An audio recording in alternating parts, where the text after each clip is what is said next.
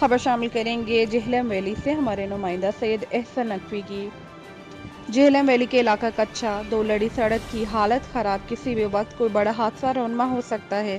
اس سڑک پر سے 10 سے زائد گاؤں کی عوام سفر کرتی ہے۔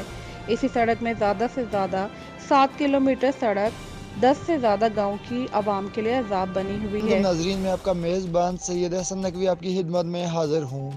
میں آپ کو بتاتا چلوں، آزاد کشمیر ضلع جہلم ویلی کے علاقے کچا دولڑی سڑک کی حالت خراب، کسی بھی وقت کوئی بڑا حادثہ رونما ہو سکتا ہے۔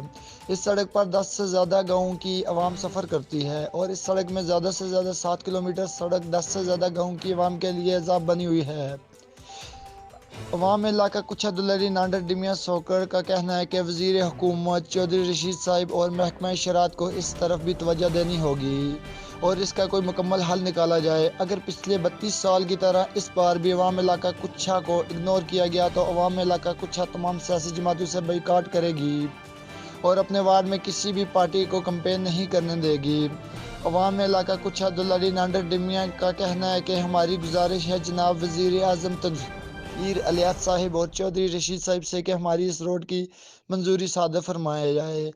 اگر روڈ کی منظوری نہیں بھی دی جاتی تو مہربانی فرما کر اس کی مینٹیننس کروائی جائے تاکہ انسانی جانیں محفوظ رہ سکیں۔